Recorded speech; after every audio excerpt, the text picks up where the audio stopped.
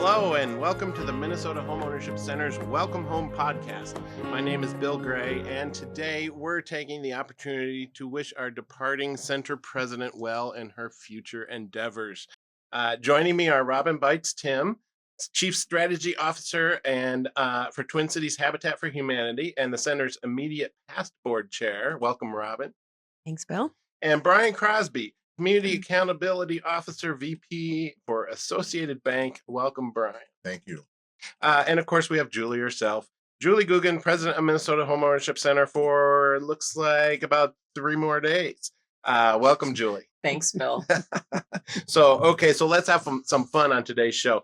Robyn, you've been Julie's and the center's board chair for a number of years, right up until this year, I think. How did the two of you meet, and how did you originally get involved with the Homeownership Center? Oh, great question. It has been maybe 15 plus years, so it takes a little bit of racking the memory banks to remember. I first met Julie when I was working at the Greater Minnesota Housing Fund, and we had a common colleague, Stephanie Vergine, who now is at USDA, who I think was on the board of the Homeownership Center for some time. And the very first project, I don't remember the day that I met you, Julie, but I think the first meaningful project that I worked on with you before I was on the board was the Emerging Markets Homeownership work. That's right. Which was a precursor of the Homeownership Opportunity Alliance, really industry, nonprofit partners getting together to really delve into why do we have the persistent homeownership gap in the Twin Cities. And Julie and the center were doing some really amazing work to both do some pilot grants across the state of Minnesota, and also did a great research paper. And I don't remember the details on that, but I know Dr. Scoba helped write a paper about what was the most effective way to get homeownership numbers up. And, is it through community partners? Is it through tribal members? Is it through housing organizations? And Julie led that work, and I got to know her and the team, and it was really great, instrumental work that I think got us to where we are now. And then over a couple of years, I then stepped in to the Homeownership Center board, replacing Stephanie when she went on to USDA. And I think I've been on the board 15 years. I think so. That sounds right. Yeah. So, and it's been a lot of great work, a lot of exciting things in that period of time. I hear a lot of names that I recognize, Kim Scoba, some of the other stuff. Yeah. How interesting it must have been to try to figure out, why things were in the Twin Cities like 15 years ago, when I imagine, people knew there was a problem, but didn't necessarily know why or what was keeping it that way, these kinds of things. Right. To do the actual research and figure out some of the root causes must have been interesting stuff. Yeah, really interesting. And I think at that point, we were both learning, like, what I remember from that work was trusted advisors really matter. That if we want to make a dent in homeownership, where home buyers go is to community members and nonprofits and lenders and others who they trust. And so that was really, you can have all the down payment assistance, you can have the good mortgage products, you can have home buyer education, you can invest in it heavily. But if you don't have a network of people or people trust, the work ends. So, and I would suggest it was one of the first times where the dialogue in community and among industry professionals, including Greater Minnesota Housing Fund, Robyn, and the Homeownership Center, where we really started talking about historic bias and racist practices that led to the homeownership gap. And we were still just coming off the foreclosure crisis and that lack of trust and the targeting in communities of color by predatory lenders and other really questionable practices was really raw and really at the front of the conversations. And so it was pretty groundbreaking that we talked about it in the way that we did. Mm-hmm.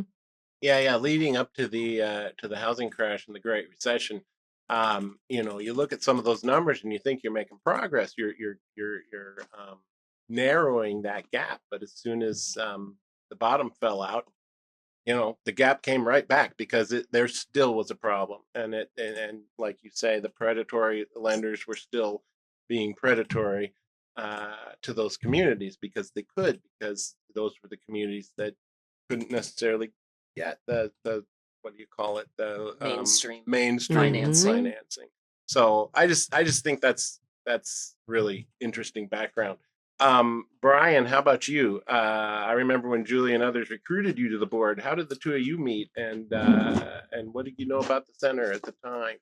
Yes, I was thinking about this. I think I came to the bank in 2019, so kind of just before the pandemic, and I'm pretty sure we first met. Julie was already a partner of the bank, and I'm pretty sure our first meeting was at a community advisory council because we did have one of those kind of right when I started. So I was lucky enough to sort of walk into the relationship Yeah. with you and Yeah. saying, hey, the bank already supports this organization. And really with that advisory council, that was an opportunity for, community leaders and nonprofit leaders to help the bank understand how to be a better partner and really how to get more involved in the work that's on the ground. I think a lot of times, when you look at sort of corporate structures, you have a lot of people high up making decisions, and it was really an opportunity for us to learn firsthand kind of what was happening on the ground. So you've always been a really good partner in that work. And then I think fairly soon after that, maybe probably the end of 2020 or early 2021, was invited to be a part of the board. It was the first time that I had any board experience. Well, I didn't have any board experience, so you gave me that first opportunity. And then became a part of the board development committee and executive secretary, and now vice chair. So I've really appreciate how you've given me the opportunity to sort of have some of those chances and opportunities, and really help me learn kind of the inner workings and some of those conversations behind the scenes. So I knew about the Home Ownership Center and what some of the broader work as far as supporting the network of advisors. And you helped me to really understand all the other conversations that go on kind of behind the scenes that make that work happen. So I think that was the first time we met was 2019. I think that's right. And the Homeownership Center, partners with many institutions, but a financial institution like Associated Bank that believes in listening to community and its community nonprofit partners is always attractive to us. And that's what was really appealing about Associated. Plus, Brian has a history in nonprofits, right? You worked for Prepare and I Prosper did, yep. for many years. So the idea that we have somebody representing a really participatory bank with a lot of great nonprofit experience was really appealing. And I'll add to that, I think you helped me also to sort of navigate the bank world a little bit, because I did come from a nonprofit. My job as a community accountability officer isn't super banker-ish. Yeah, It's very community forward. So you helped me to sort of navigate some of those things kind of internally, because like you said, obviously the center has a lot of different partners in that space. So that was something that I was learning as well, and you definitely helped me to have some of those conversations internally within the bank that I think did prove fruitful, at least some of those times. Well, Brian was a quick study. So. Quick study. Yep. All right, let's talk legacy, shall we? I know Julie loves this part. Julie, you joined the center as its president in 2007, just as the subprime mortgage crisis ushered in the Great Recession. In response, you oversaw a major expansion of the homeownership advisors network's foreclosure prevention work as homeowners struggled to keep their homes. And here's a stat. Since 2008, the center has helped to prevent nearly 40,000 foreclosures in Minnesota. That's so huge and so important. The government has a statistic that cites $40,000 in community wealth saved for every one foreclosure prevented. Doing the math, your leadership in foreclosure prevention in Minnesota over these last 17 years has preserved more than $3.2 billion in community wealth. That's just staggering. What's your reaction to that? I remember very clearly my first week at the Homeownership Center, and one of my colleagues came in my office and said, Julie, we're getting more and more calls from advisors about foreclosures. I think this is something we need to pay attention to. And I would love to say that I sat down and thought, well, here's what we're going to do because this is what I've done before and here's what my experience shows. I had no experience managing a foreclosure crisis, but what I had was a lot of people around me who were willing to help out and advise and respond to our efforts in creating coalition and creating sort of a universal approach to how this state would respond to the foreclosure crisis. And it didn't happen overnight, but organizations like Greater Minnesota Housing Fund, Family Housing Fund, the state's Housing Finance Agency, major counties and cities all recognized pretty quickly that we needed to come together to do something about this. So there was a statewide plan. There was statewide fundraising that really emphasized the role of homeownership advisors. We completely pivoted to make sure those advisors were trained in the uniqueness of the foreclosure crisis. These weren't just normal foreclosures. It was very unique. And then I also think all of us collectively, certainly the Homeownership Center played a lead role in this. We really changed the dialogue with the financial industry about servicing of mortgages, financial institutions' responses to consumers, and really helped set expectations about how financial institutions should treat consumers in crisis. And I think it made a difference. I want to jump in and add two things.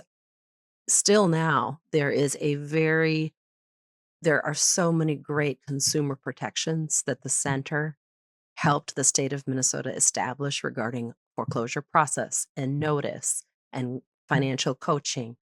It's like best in country, and it's amazing, now how many years later you can still go to the center's website and other places and find that super clear process. If you're a person facing foreclosure, here are the steps, here are your rights. And I think that's really powerful work. But I wanted to add something personal too. That's a great example, Julie, about what I love about your leadership. And I would say it's a combination between openness and tenacity, because someone brought a problem. Hey, these are, sort of spidey senses. There's something happening here. And what I've seen you do over and over again is say, okay, I don't know, the center doesn't know, but let's be open to figuring this out. Who do we need to talk to? How do we coalesce some energy? How do we have a data-driven response? And how do we really lean into the industry partners and the advisory network to help come up with a solution? And then the tenacity to not let it go when the work gets hard. I mean, that was years of work. It was. And to still have foreclosure prevention be one of the things that the center supports, that the state of Minnesota supports all these years later is just a testament to the tenacity. So thank you for the openness and the tenacity. Thanks, Robyn.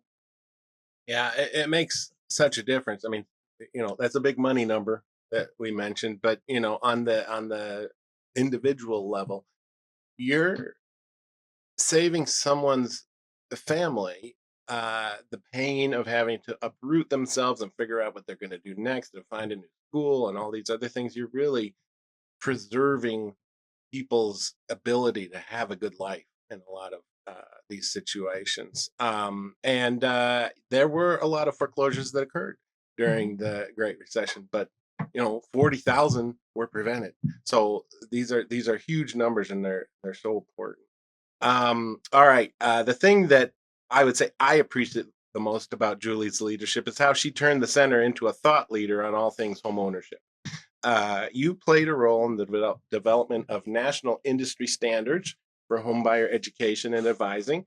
You oversaw the center's certification as a HUD intermediary. You were appointed to the Consumer Financial Protection Bureau's Consumer Advisory Board, and you were instrumental in the passage of all of the first generation down payment assistance funding that's been hitting the marketplace this summer.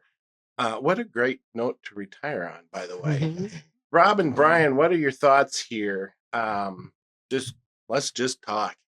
So I would add to that, one of the things that we partnered with was the racial bias training that was added to the network advisors training, and that that's just an example of me of you really walk walk the talk. Like, we have had a lot of conversations about, how we ended up in this place, how to get out of it. And, when we come up with, solutions or, things that could, help sort of the landscape, you were always really quick to agree to it. And, to me, that was a big deal because that is, it's part of the story here. Like, it's important to know some of those historical pieces and moving forward. So, just kind of personally in the project that we worked on, I thought that was a really good example of, how your actions have definitely backed up, all the things that you've talked about. Thanks. I think the state of Minnesota is one of the lucky places to have an organization like the center that's really focused on homeownership, because there's a really robust network of industry partners who focus on homeownership: mortgage lenders, realtors, the advisors, homebuyer education, the clients themselves. And yet, in most other places, there's not a lot of connection or conversation. And I think the value, Julie, in your leadership of the center is to be that hub of information and to be the connector, so that all of those different groups who care deeply about homeownership and maintaining a high homeownership rate — Minnesota has a high homeownership rate — but keeping that high and also elevating BIPOC homeownership, which is, disgracefully low in the state, only happens through communication and connection and education and all that. And so I think that hub, that connector role, kind of quoting Malcolm Gladwell's super connectors, I think that's been a huge asset. Yeah, so great. Yep. Home ownership builds wealth, and the more people that can participate in that, the better for everybody. I got a frog in my throat today. Okay, well, Julie, I want to tell you once again what a privilege it's been for me to work with you over the last 6 years. I've worked for a lot of execs over the course of my career, and you were by far the most down-to-earth and team-oriented leader I had opportunity to come across. Um, I'll miss you for sure, but I bet we'll still cross paths from time to time, as someone with all of the system knowledge that you have probably isn't going to just fade away. Best of luck as you embark on your retirement and enjoy the traveling I know you and your husband have planned over the short term. Brian, Robyn, anything to add before we wrap up this show? I mean, again, I think lots of people owe you thanks. We really, appreciate, your leadership. I've learned a lot from watching you. I think I've told you before, I really appreciate your succinct emails. I hate reading long emails. And Julie's like, this is what we need. Let's do it. So no, I just, thank you again for all the opportunities. And like Bill, I'm sure, we won't let you get too far away. So we'll see you around soon. And I'm curious, what's a bright spot for you, Julie? A bright spot from my history at the center. I do think it's been the opportunity to convene and lead on transformative efforts. I so appreciate Bill's compliments around thought leadership, and I was so rewarded when we brought people together to talk about transforming the down payment assistance